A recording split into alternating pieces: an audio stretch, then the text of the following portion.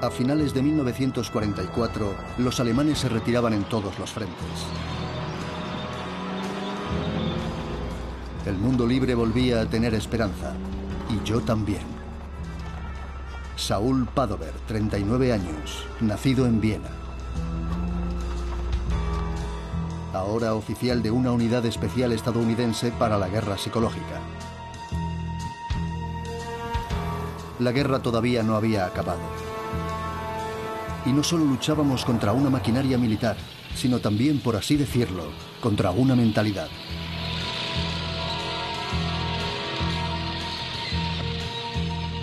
¿Por qué los alemanes luchaban hasta el último aliento? ¿Qué los impulsaba? Nuestra misión era responder esa pregunta. Hablé con cientos de personas, amas de casa, sacerdotes, obreros, miembros de las juventudes hitlerianas. Todo para averiguar el porqué en un país que había sido el mío.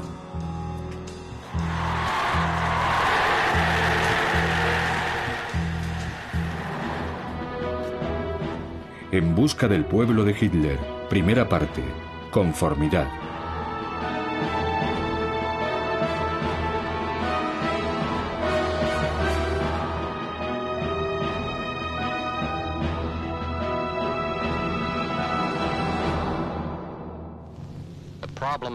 Estábamos prevenidos por las películas informativas del ejército. Está en territorio enemigo, tenga cuidado, no confíe en nadie. No asuma riesgos. Y como nos auguraban algunos compañeros bien intencionados, os van a hacer picadillo. Tras haber sido vencidos, los alemanes se acercaban a mí de forma pacífica, casi sumisa, pero tan extraños como si fuesen de otro planeta. El país que había dejado 15 años antes, cuando era un joven doctorando, no era el mismo. Ardía en deseos de saber por qué. ¿Cómo habíamos llegado a esto? Se lo pregunté a los alemanes recién liberados, una muestra de la población.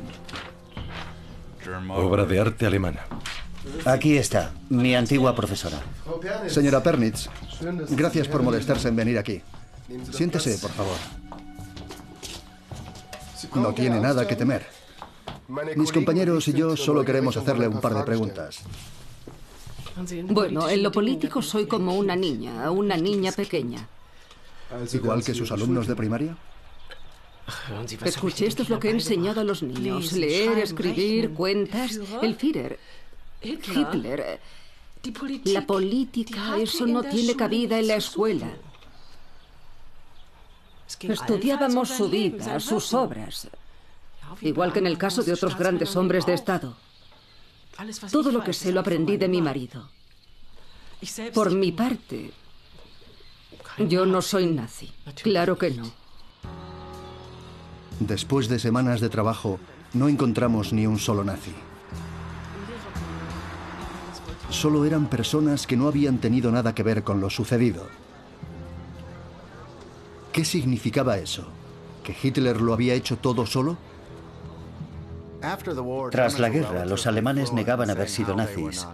La relación entre ser alemán y ser nazi era algo que había preocupado a los alemanes durante todo el Tercer Reich. Es algo que siguieron cuestionándose después y cada uno encontraba su propia respuesta. Cada uno decidía cuánto de la ideología nazi iba a asumir. No todo el mundo era nazi al 99%, por supuesto, pero muchos lo fueron al 60 o al 70%. Muchas personas aceptaron partes del programa de los nazis. El partido nazi quiere movilizar y convencer al pueblo. Por eso se muestra en público.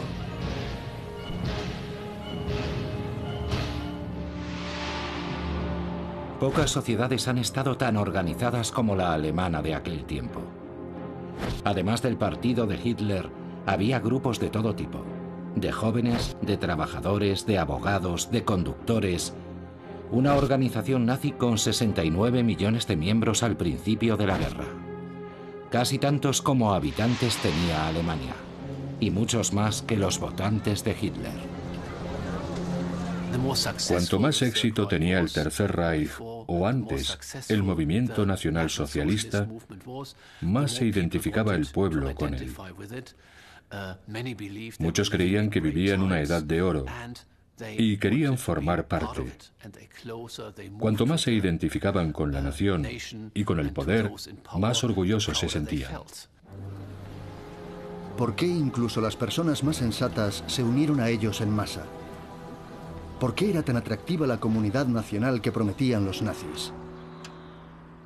¿Creían que así iban a superar el tiempo de las crisis y las trincheras?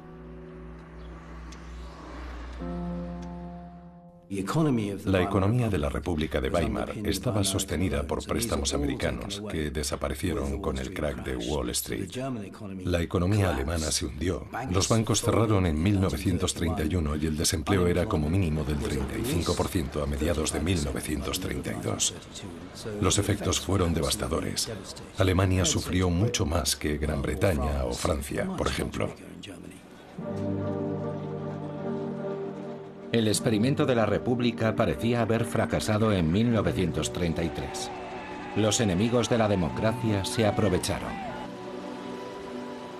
Los comunistas seguían creciendo. Tenían 100 escaños en el Parlamento en noviembre de 1932. Eran el partido de los desempleados, aunque los nazis también recibieron votos de muchos parados. Los extremistas de izquierdas y de derechas aparecían como los salvadores en un momento de necesidad. Los comunistas estaban ganando poder y pretendían crear una Alemania socialista según el modelo de la Unión Soviética. Los alemanes sabían lo que había sucedido con la burguesía, como decían los comunistas, con las clases medias, arrestados, expropiados y ejecutados durante la revolución bolchevique. La gente tenía miedo y ese fue un factor muy importante para que muchos alemanes de clase media votasen a los nazis.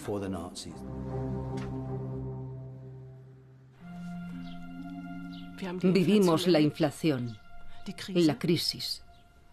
Fueron tiempos terribles. Todos queríamos que las cosas mejorasen. Sí, yo también recuerdo aquella situación. Entonces ya lo sabe. Después llegó el Führer, que prometía una vida mejor a los trabajadores. Como un salvador.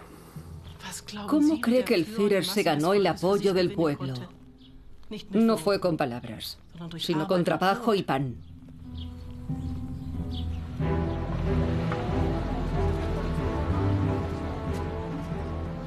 El régimen se presenta como un salvador en una época de necesidad, ofreciendo pan y trabajo.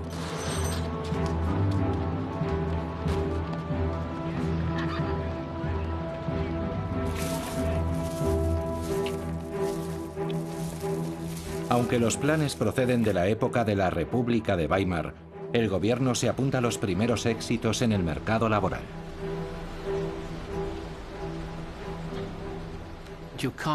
No se puede mantener la propaganda si no sucede nada.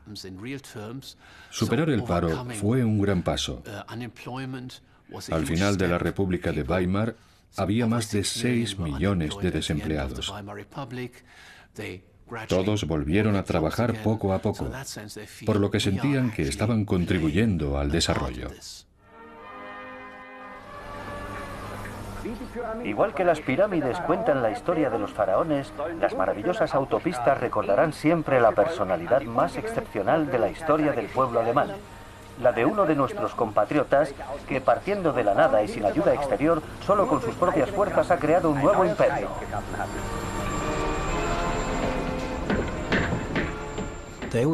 También hicieron un gran esfuerzo propagandístico que, en mi opinión, convenció a mucha gente de que las autopistas se construían para crear muchos puestos de trabajo en el sector público. Si lo analizamos detenidamente, no contrataron a tantas personas, pero tuvieron un gran efecto propagandístico. El programa estatal de empleo dio trabajo a unos 120.000 desempleados.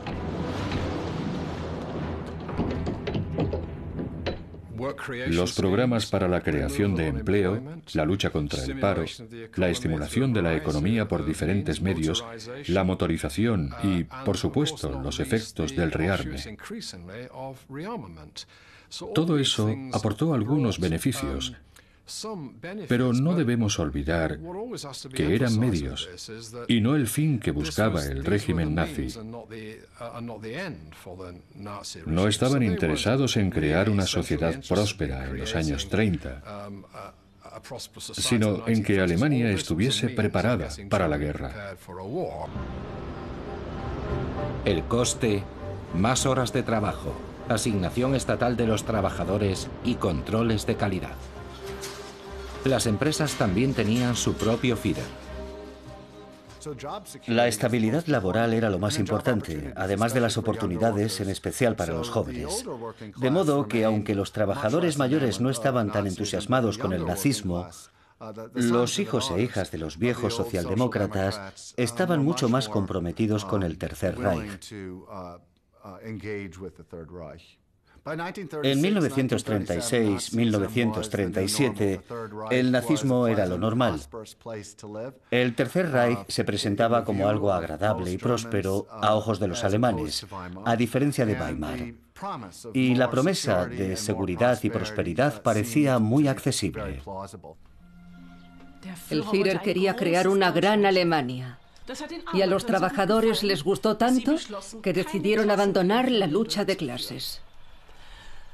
Todos estaban de acuerdo en que la idea era buena, el pueblo como comunidad. Sí.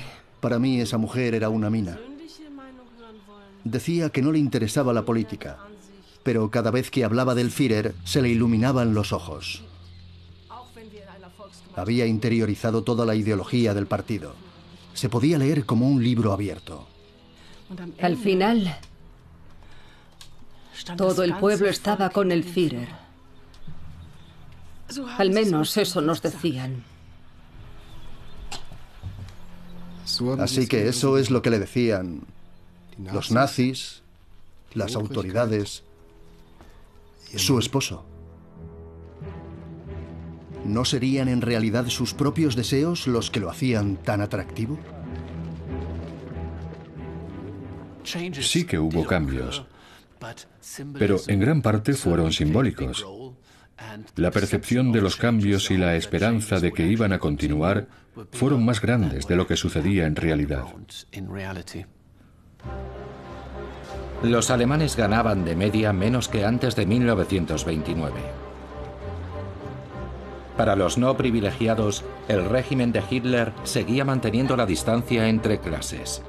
Pero la situación de la mayoría había mejorado en comparación con los años de la crisis debido al desarrollo de la economía mundial, y querían volver a permitirse algún lujo. Si estudiamos la publicidad durante el nacionalsocialismo, por una parte encontramos al idolatrado Hitler y al partido, pero por otra también destaca el progreso técnico y muchos signos del creciente consumo masivo. Encontramos anuncios en los que nos venden una Coca-Cola bien fría o la posibilidad de tener un Volkswagen. Una visión de futuro. Otro símbolo de la modernidad es el aeropuerto de Tempelhof, en Berlín. Los nazis se consideraban un movimiento joven, dinámico y moderno, y también pensaban en infraestructuras modernas para una Alemania donde la velocidad, la eficiencia y los nuevos medios de transporte tendrían un papel fundamental. Les encantaba la aviación. Las imágenes de dirigibles y aviones Junker son claves para entender cómo se veían a sí mismos los nazis. El déficit es grande tras la reciente crisis. El régimen utiliza el consumo y la tecnología moderna para sus propios fines. La radio de marca Folsenfänger, el receptor del pueblo, lleva mensajes del gobierno a todos los hogares. El Estado también ofrece distracciones y reposo a sus ciudadanos. Es bueno para fortalecer al pueblo. El régimen contaba con una organización llamada Fuerza a través de la Alegría, que formaba parte del Frente del Trabajo, la gran organización monolítica en la que los nazis transformaron los sindicatos. Pusieron en marcha numerosas iniciativas: vacaciones para los trabajadores, viajes a lugares como Madeira, la costa de Italia, Francia, o en general lugares con dictaduras afines a los nazis, como Italia o España. Y también viajes por Alemania. Muchas excursiones. El servicio de viajes alemán, el KdF, recompensaba el buen comportamiento de los trabajadores y de una clase media no muy adinerada. El Estado mandaba de viaje hasta 10 millones de turistas al año. Para muchos eran sus primeras vacaciones, una sensación inolvidable para alguien con una vida sin muchos cambios.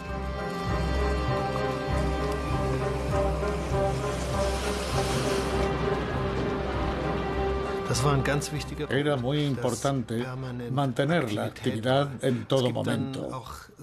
En algunos textos se dice que la vida en el régimen nazi era como una borrachera. Era frenético, no nos daba tiempo a pensar, no podíamos asimilar nada tan rápido. También se puede decir que así es como funcionan las dictaduras, logrando que la gente no llegue a entender. Otra forma de distracción eran las festividades nacionalsocialistas.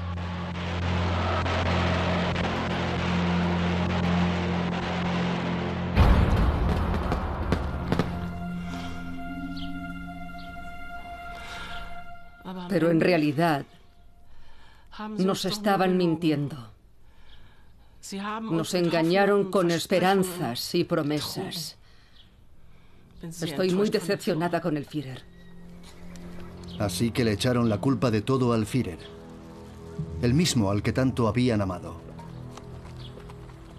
En las conversaciones, entrevistas o interrogatorios que presencié, no se descubrió ninguna relación con los crímenes que el régimen había cometido contra su propio pueblo. Georg Stefan Troller estaba en el ejército estadounidense. Como Padover, era un judío originario de Viena y huyó a América en 1938. El ejército estadounidense utilizó a los emigrantes jóvenes que hablaban alemán para interrogar a los prisioneros. Georg, al igual que Padover, realizó entrevistas a civiles de las regiones alemanas ocupadas por los Estados Unidos. Soy inocente. Yo no he hecho nada. Eso apunté entonces. Fue Hitler, solo Hitler. Un solo hombre era responsable de 18 millones de víctimas. Nadie más había hecho nada. Nadie tenía la culpa.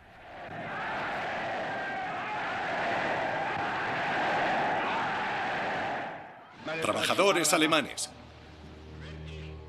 Hitler cortejaba a los grupos de los que salían sus principales rivales. Yo soy uno de vosotros. Crecí entre vosotros. Logré ascender poco a poco. Solo con el esfuerzo, con el estudio y también, ¿por qué no?, con el hambre. ¿Cómo consiguió Hitler recibir también la atención de los empresarios? ¿Cómo se dirigió a aquellos que al principio no estaban de su lado? ¿Es porque se hizo pasar por uno de ellos? ¿O más bien porque eligió como festivo nacional la gran fiesta del movimiento obrero, el 1 de mayo, por primera vez en 1933? En mayo del 33, la esposa de un funcionario de Brunswick escribió a su hija: Quien ha vivido un día así en toda su grandeza está por encima de toda la palabrería, la envidia y las calumnias del extranjero. Todo eso carece de valor. Al día siguiente, las sedes de los sindicatos fueron asaltadas y se destruyeron por completo las estructuras del movimiento obrero. Fue un episodio de violencia brutal, con muertos, palizas, arrestos e internamientos en campos de concentración improvisados. La seducción convivía con la violencia. En cada lugar al que llegábamos todo era destrucción y desesperanza. Nosotros, la mano ejecutora de un tribunal mundial.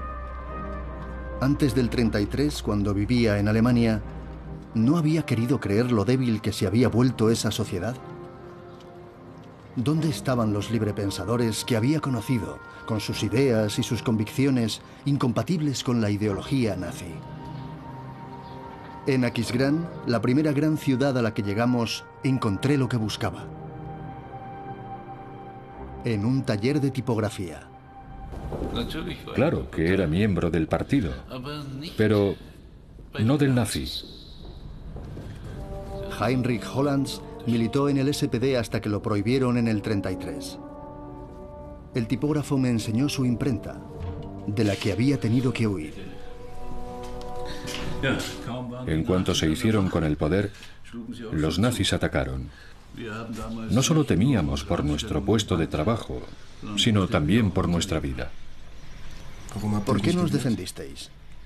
¿Por qué no hubo ningún tipo de resistencia? Una huelga, no sé. Barricadas. Algunos querían echarse a la calle, pero la dirección del partido les paró los pies.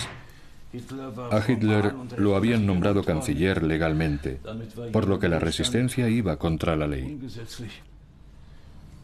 Y para agradeceros vuestro silencio, los nazis fueron muy amables con vosotros. Sí. Algunos compañeros cambiaron por completo después de una paliza de la Gestapo.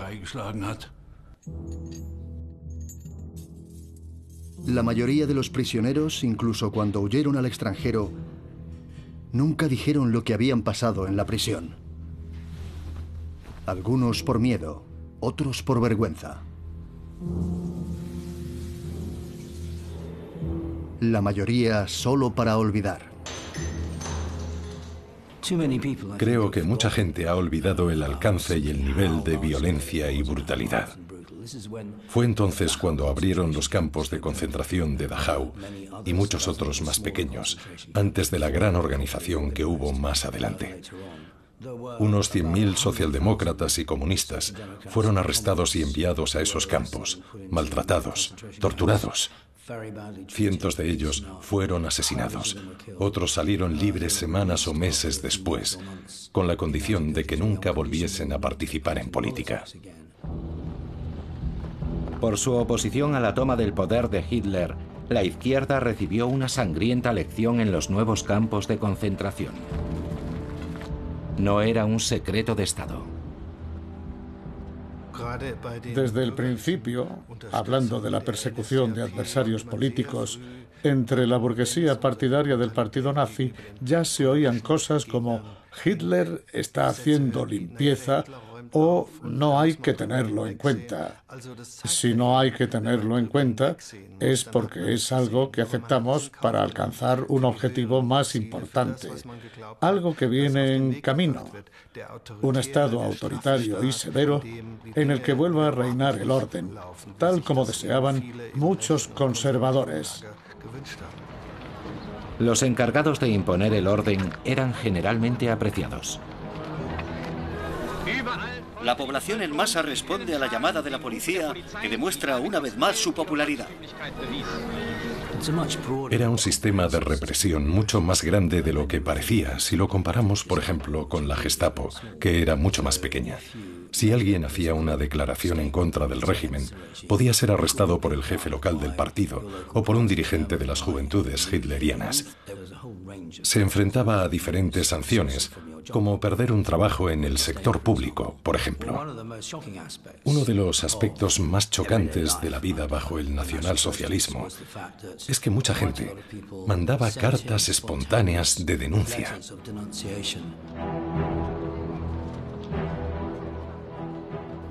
¿Se mantuvieron unidos en la clandestinidad? Eran tiempos muy peligrosos. Uno no sabía en quién podía confiar y en quién no. Yo no quería trabajar para los nazis. Teníamos que buscarnos la vida como podíamos. En el 33 el SPD tenía 7 millones de votantes. No se fueron del país ni se evaporaron. En cierto modo sí. Si los compañeros no causaban problemas, la Gestapo los dejaba en paz. Sobrevivir en Alemania se pagaba con la muerte política. Yo comprendía muy bien la decepción del viejo socialdemócrata. La compartió con muchos que no querían aceptar que todo por lo que habían luchado había desaparecido de la noche a la mañana.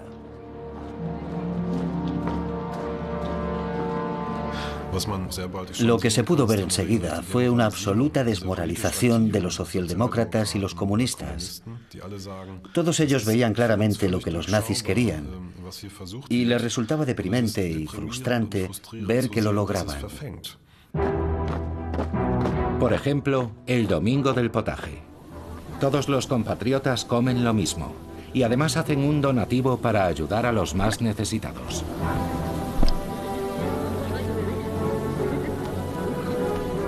Cosas como el domingo del potaje representaban la unión del pueblo, puesto que el gran empresario y el obrero comían lo mismo. Pero era solo simbólico. El jefe seguía siendo el jefe y el obrero era el obrero. El concepto de comunidad del pueblo era solo propaganda, una promesa más que una realidad. Tal vez fuese solo propaganda, pero a muchos alemanes les encantaba la idea de la unión de todo el pueblo. Incluso el saludo Heil Hitler era utilizado por las clases populares. Por ejemplo, el cartero que entregaba el correo a un profesor le decía Heil Hitler, profesor. Era un símbolo de igualdad social.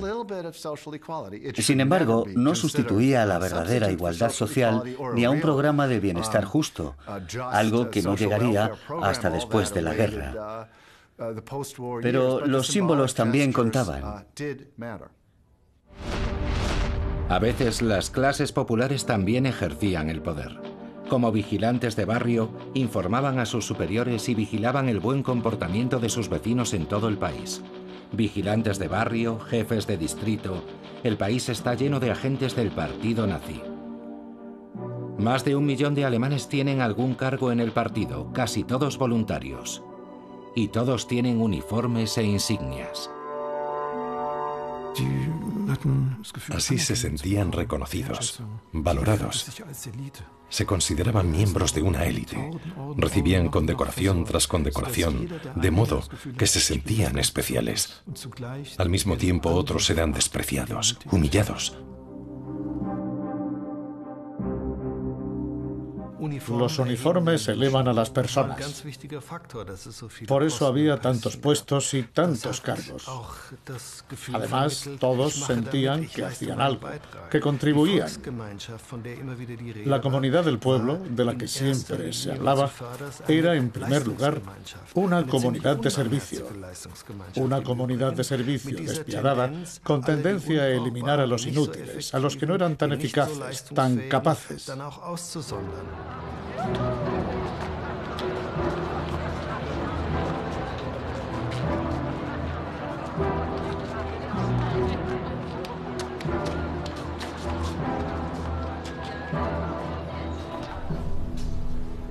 También tuve un encuentro memorable. El obispo católico de Aquisgrán. Me preguntaba si la decadencia había conmovido la conciencia de este dignatario espiritual. Busco respuestas, Eminencia. Nadie puede dárselas. ¿Ni siquiera Dios?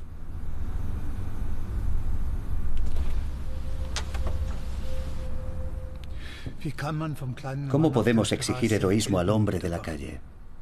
Hemos estado en Francia, Holanda, Bélgica. Allí ha habido muchos valientes. Pero aquí, en esta tierra, la resistencia llevaba al martirio. Jesucristo no tenía miedo de decir la verdad. Es cierto. Y mire lo que hicieron con él. Las iglesias, en especial las protestantes, se entendieron con el régimen, a veces con entusiasmo y a veces a regañadientes, preocupadas por su supervivencia.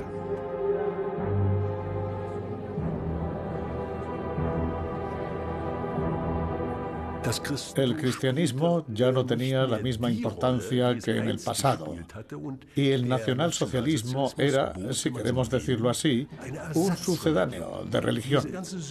Todo su simbolismo, los lugares sagrados construidos por los nacionalsocialistas, las catedrales de luz, sustituían a las iglesias. El nacionalsocialismo se presentaba como una religión sustituta. Era necesario creer. Quien no creía no estaba dentro.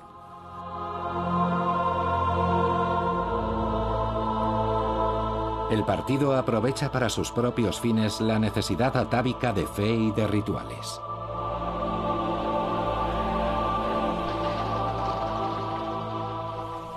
Juro por mi pueblo, mi honor y mi patria, sobre la bandera del nacionalsocialismo, lealtad a nuestro Führer. Amén. Cada bandera tocada por Hitler se convierte en un objeto sagrado. El propio Hitler se presenta como el redentor que liberará al pueblo alemán y lo guiará hacia la luz.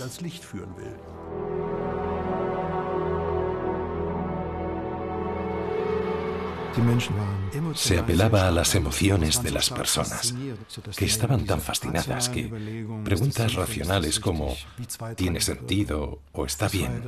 Pasaban a un segundo plano. La gente no quería ser crítica, no quería ser política, sino creer ciegamente. Era una propaganda que surtía efecto.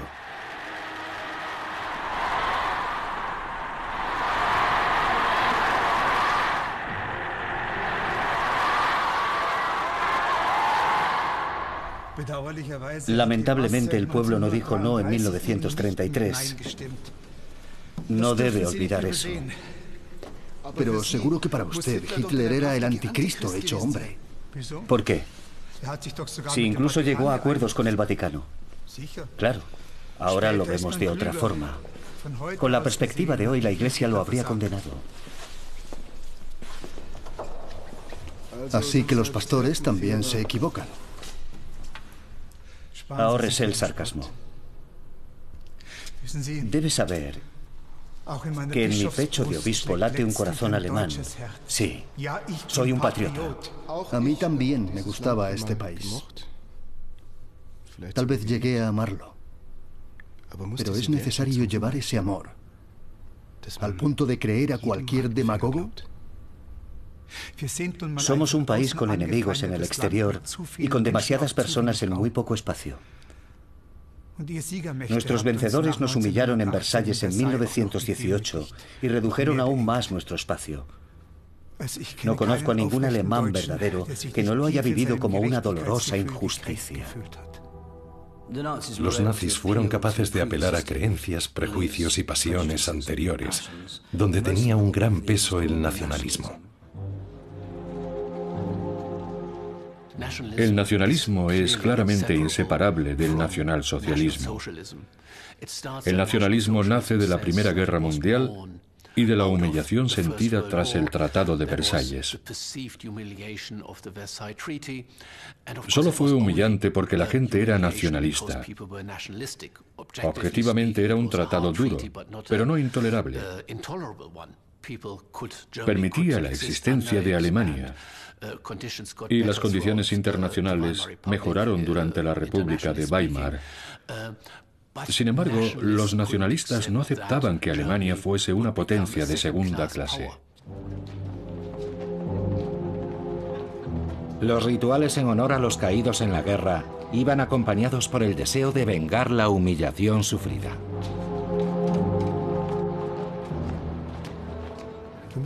Debemos pensar que tras la Primera Guerra Mundial muchos alemanes se sentían avergonzados por la derrota. La nación estaba por los suelos, políticamente debilitada, destrozada. Casi todos los hombres adultos eran veteranos de guerra, muchos de ellos traumatizados. Estaban realmente al límite.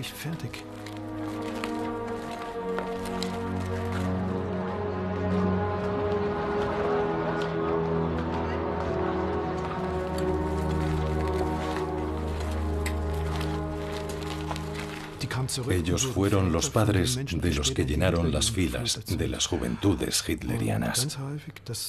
Muchas veces, esos jóvenes querían vengar la vergüenza y el sufrimiento de sus padres y restaurar la grandeza y el honor de Alemania a cualquier precio.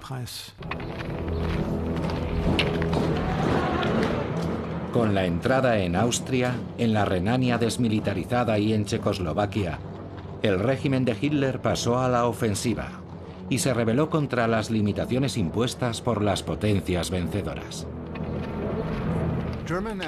La actitud ante la política exterior de los nazis era positiva, siempre que los resultados fuesen pacíficos. No fue pacífico para los checos, ni para los disidentes austriacos. Pero desde el punto de vista de los alemanes, el Tercer Reich logró anexionar Austria y los Sudetes sin tener que ir a la guerra. También hablé con jóvenes que se habían educado en las juventudes hitlerianas. Me dieron la impresión de querer vengar a toda costa la humillación de sus padres en la Guerra Mundial, con un nuevo sentimiento de superioridad. A su manera, era lo que hacía la joven taquígrafa que conocí cerca de la frontera belga. ¿Quién es un nazi para usted?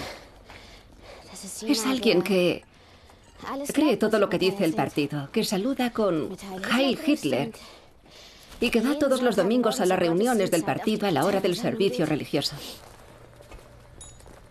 ¿Se casaría usted con un nazi? Por favor, no. ¿Y con un ruso o con un francés? Los alemanes solo deben casarse con alemanes. No está bien mezclarse con razas extranjeras. El fuego. Un concepto de valor eterno para una raza. Para nosotros, los nórdicos, no es solo un símbolo, sino una necesidad vital. En el caso de los nazis, existía un sistema de razas jerarquizado, una ideología del odio racial y derechos de una raza sobre otra. Tenían el concepto del derecho de Alemania sobre el mundo, un derecho moral a tener colonias, al espacio vital. Alemania tenía derecho a gobernar a otros pueblos. Y esa ideología debía entrar en la cabeza del pueblo un día sí y otro también. El régimen nazi ponía mucho entusiasmo en eso.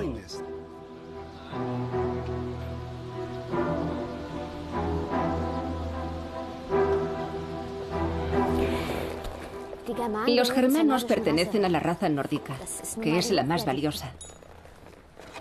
¿Y cómo son los nórdicos? ¿Los nórdicos? El tipo nórdico es de buena constitución, 1,70 m o más. Tiene ojos azul grisáceo y un espíritu profundo. Las SS son un ejemplo.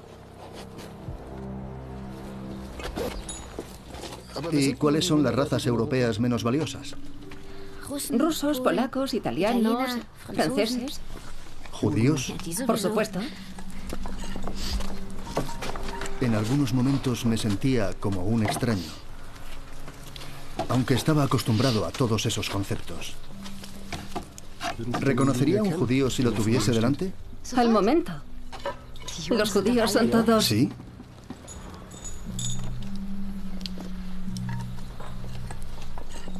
También puede haber algunos inteligentes entre ellos. Tal vez, aunque no eran buenos para Alemania. No deberíamos haberlos expulsado.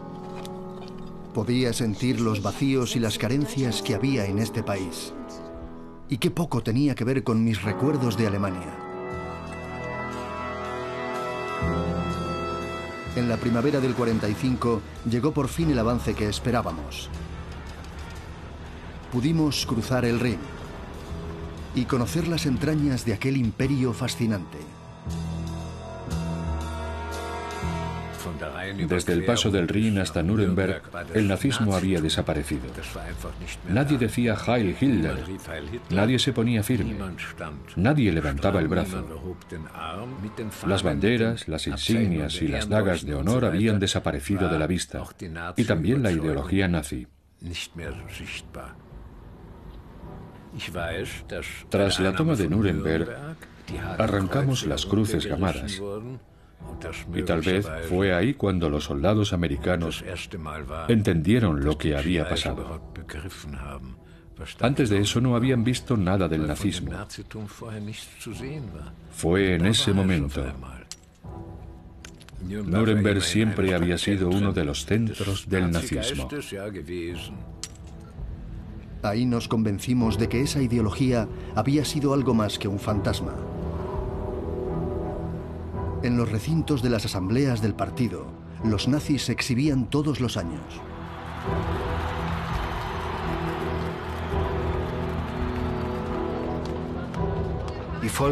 La comunidad popular es una enorme y brutal comunidad de exclusión.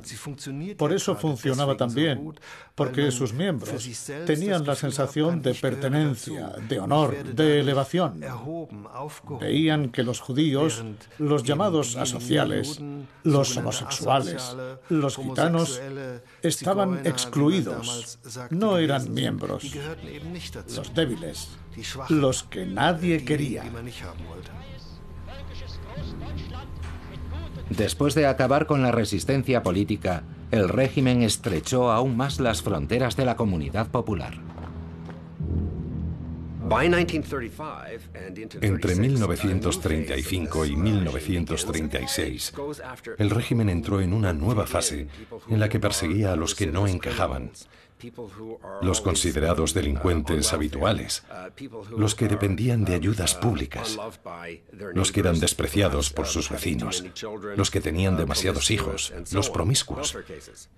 Es un totalitarismo tentador, donde la población llega a apoyar al régimen y a creer que esas personas deben estar en los campos. No les dicen que allí trabajan hasta la muerte, pero saben bastante sobre los campos para creer que son buenos. Nadie se preocupa porque quiten de en medio a esa gente. Los discapacitados psíquicos también están en el punto de mira. La administración organiza su esterilización e incluso el asesinato sistemático de los que considera inútiles e indeseables. Tenemos una comunidad popular, la Volksgemeinschaft, que es casi como un organismo vivo. Ese organismo tiene algunas partes enfermas que hay que extirpar. En ese sentido, los nazis curaron la comunidad. Después de limpiar las imperfecciones, obtendrían la comunidad perfecta, una comunidad popular sin ningún defecto. En Nuremberg, su santuario, el partido excluyó por ley a los judíos de la sociedad alemana en 1935. Al ver la ciudad en ruinas, sentí que se había hecho justicia. Todo esto es culpa de Hitler, se lamentaba un habitante. Joe, mi conductor, le preguntó, ¿y ninguno de ustedes le ayudó? Nuremberg también era el lugar desde donde el panfleto antisemita Der Stürmer sembraba el odio. Pocos se oponían a este espíritu de destrucción.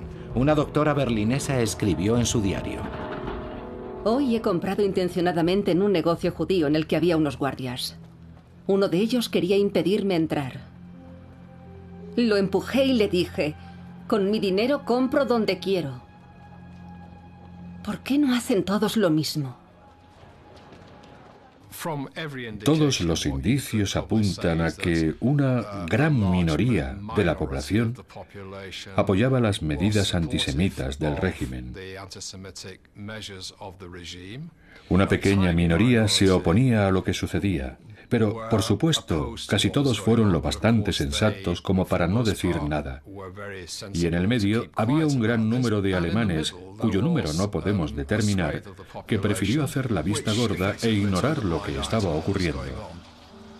De la noche a la mañana los judíos ya no eran alemanes, como si nunca lo hubieran sido. La vida de los judíos alemanes era cada vez más difícil. Discriminados y estigmatizados por medidas burocráticas, estaban excluidos de la sociedad.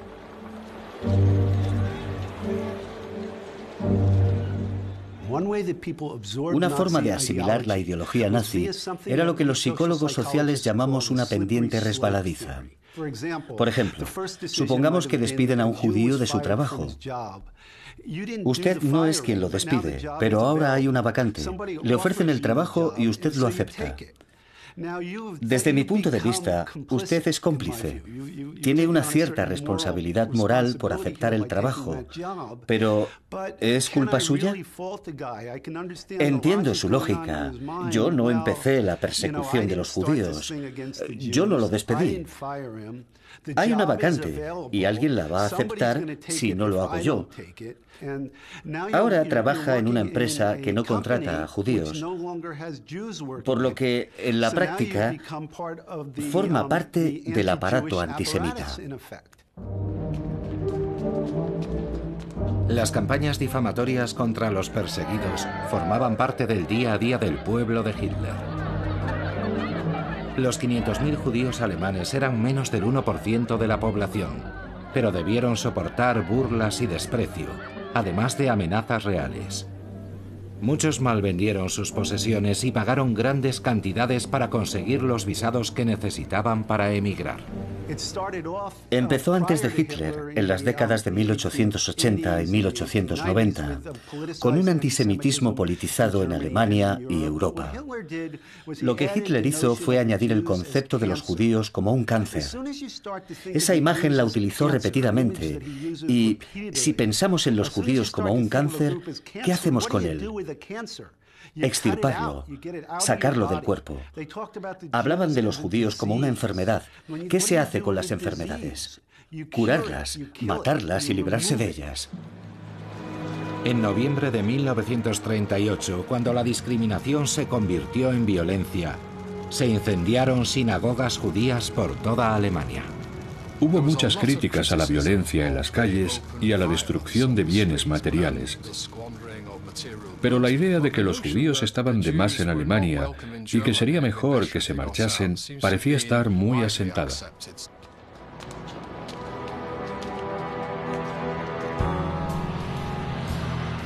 Entonces pudimos ver la otra cara de este régimen. En una antigua fábrica de munición donde se había utilizado trabajo esclavo, conocimos a un joven que llevaba escrito en el rostro lo que había sufrido. La madre de Kurt era protestante. Su padre, caído en la Primera Guerra Mundial, era judío. Por eso, este estudiante de medicina fue expulsado de las aulas y enviado a un campo de trabajos forzados. Los golpes no me importaban, pero sus palabras eran mucho peores.